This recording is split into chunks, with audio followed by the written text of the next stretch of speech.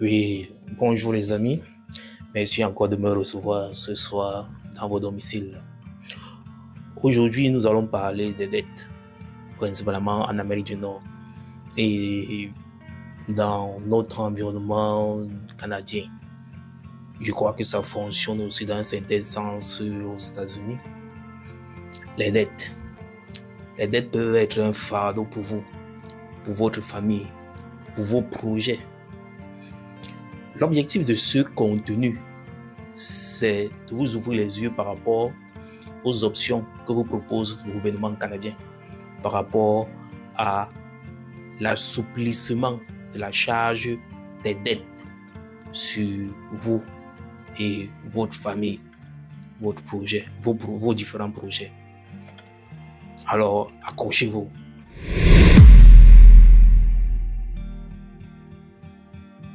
Nous avons déjà suivi ces différentes histoires d'horreur où une personne arrive dans cet environnement capitaliste, n'a pas d'assurance, en l'occurrence l'assurance maladie, tombe malade, tombe enceinte, doit accoucher. À la fin du processus, a une bill, des dettes, des factures de l'ordre de 30 000 $, 40 000 $, 50 000 $. On connaît ces personnes qui, n'ayant pas contracté des assurances résidentielles, après des incidents dramatiques, des incendies, voient sur leur dos des dettes tournent autour de 200, 300, 400 000 $. Le gouvernement canadien, au travers de trois options principales, vous permettent d'avoir une voie de sortie par rapport à ces différents. Il existe de nombreuses options pour vous aider à gérer votre dette. Voici un tableau comparatif de 3 solutions possibles que vous propose le gouvernement canadien. En premier, le plan de gestion des dettes. En second, la proposition de consommateur. Et en troisième, la faillite. Dans ce contenu, il s'agit d'étudier chaque option de manière séparée et de voir un plan de gestion des dettes. Un plan de gestion des dettes, PGD, est un accord volontaire avec certains de vos créanciers ou tous vos créanciers qui comprend souvent l'allègement des intérêts et le paiement de vos dettes au fil du temps.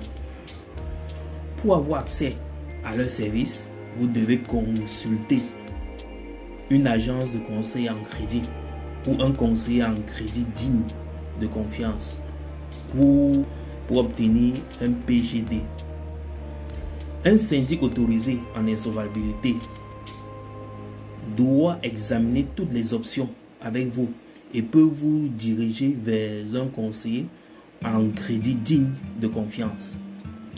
Si certains de vos créanciers ou tous vos créanciers acceptent les modalités de paiement de votre PGD, vous effectuerez des paiements réguliers à l'agence ou au conseiller en crédit et ils utiliseront vos paiements pour rembourser ces créanciers conformément à votre PGD.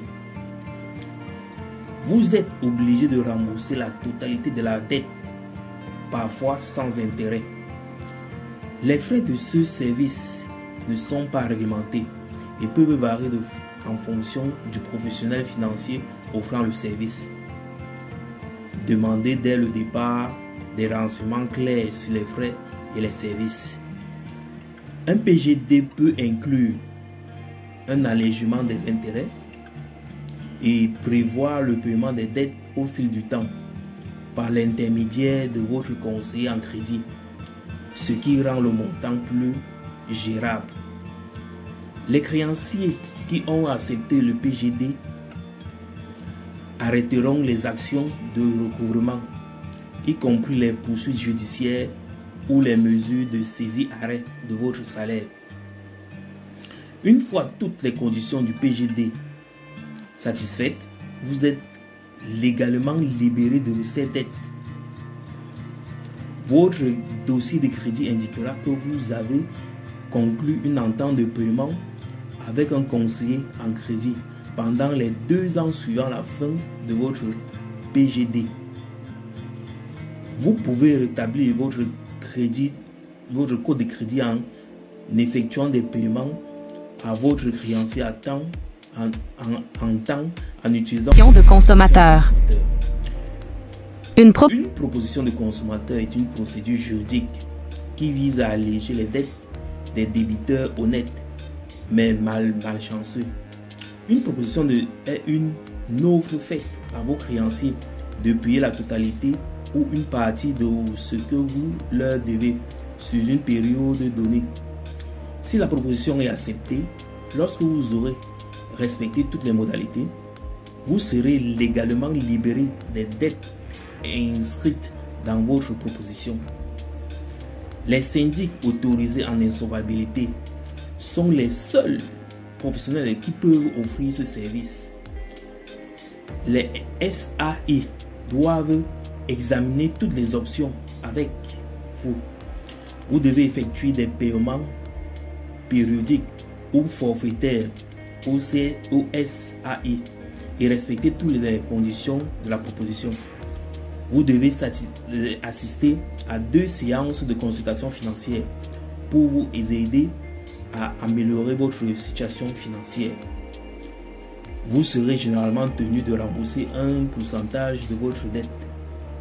Un SAI évaluera votre situation financière et personnelle et créera une proposition à l'intention de vos créanciers en fonction de votre situation et de vos causes et des causes de vos difficultés financières. Le montant du paiement dépendra également de ce que vos créanciers sont prêts à accepter. Les frais pour soumettre une proposition de consommateur sont réglementés par la loi sur la faillite et l'insolvabilité. Les versements mensuels faits à votre SAI serviront à payer les frais d'administration de votre proposition et vos créanciers, du crédit, Equifax et TransUnion. Chez Equifax, votre dossier de crédit indiquera que vous avez fait une proposition de consommateur pendant les 3 années suivant l'exécution complète de votre proposition de consommateur. Chez TransUnion, votre dossier de crédit indiquera que vous avez fait une proposition de consommateur soit pendant les 3 années suivant l'exécution intégrale de votre proposition, soit pendant les 6 années suivant la signature de votre proposition, selon la première éventualité.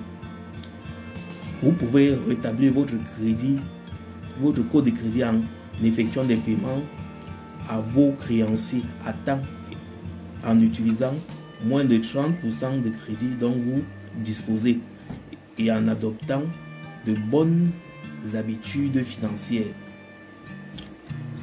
Dans le cadre de votre proposition de consommateur, l'institution financière annulera vos cartes de crédit ayant un solde. Vous pouvez conserver vos cartes de crédit n'ayant pas de solde au moment du dépôt de votre dossier de crédit. Vous pouvez aussi obtenir des cartes de crédit garanties ou des cartes de crédit avec une petite limite pour la période couvrant votre proposition de consommateur.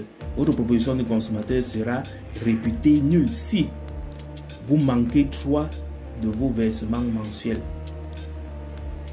si vos paiements sont moins fréquents et votre dernier paiement est en souffrance depuis plus de 3 mois, si vous êtes en défaut de toute obligation autre que celle concernant les paiements en vertu de votre proposition de consommateur, ce qui signifie qu'elle pourrait être annulée même si vous ne manquez qu'un seul paiement.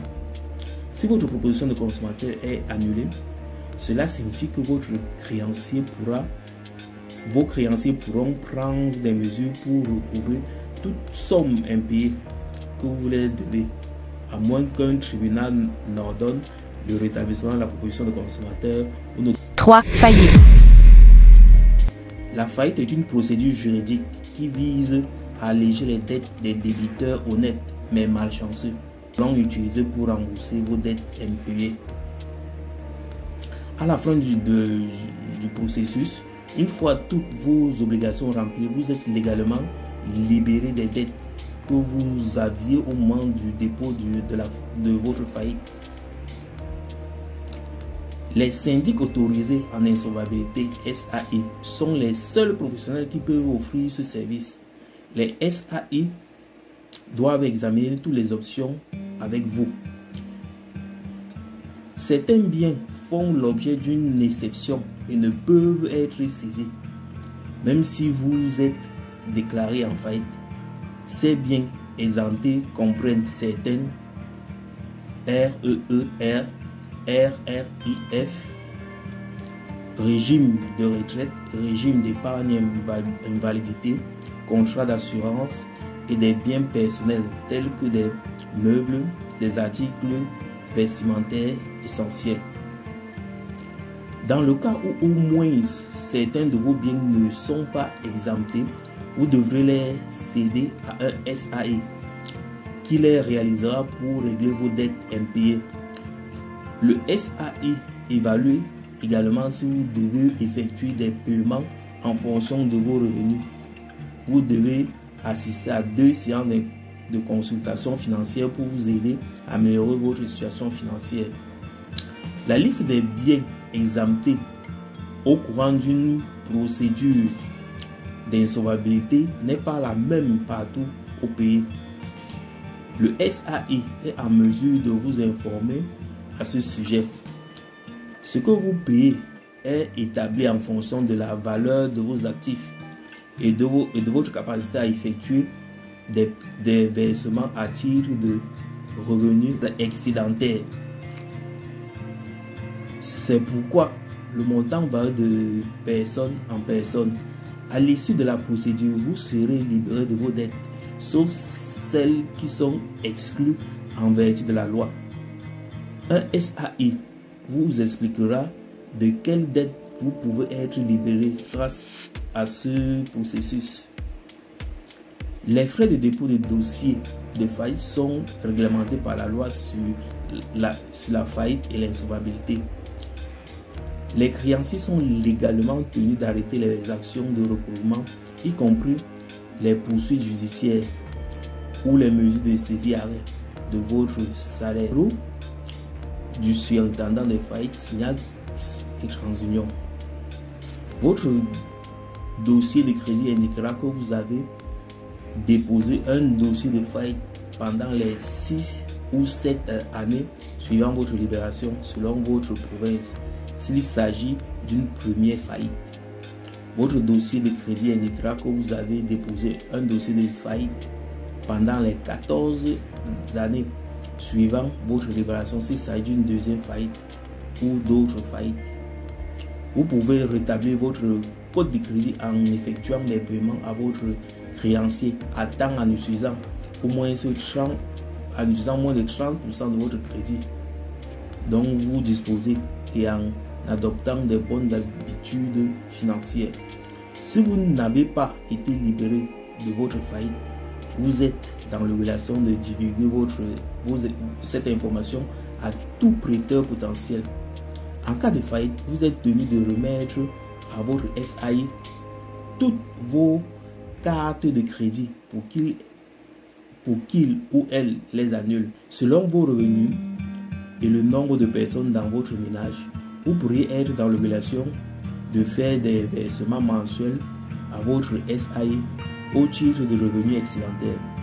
Le revenu excédentaire est établi avec une formule du BSF qui tient compte des revenus et des dépenses. Ces versements paieront vos dettes. Si vous ne remplissez pas vos obligations, le tribunal pourrait vous imposer des nouvelles restrictions, notamment une libération retardée ou refusée ou encore des paiements supplémentaires aux créanciers. Vous aurez 9 mois pour une première faillite sans obligation de versement au titre du revenu excédentaire, sauf si quelqu'un s'oppose à votre libération. 21 mois pour une faillite avec obligation de versement au titre de revenu excédentaire, sauf si quelqu'un s'oppose à votre libération. 24 mois pour une deuxième faillite sans obligation de versement au titre de revenus excédentaires, sauf si quelqu'un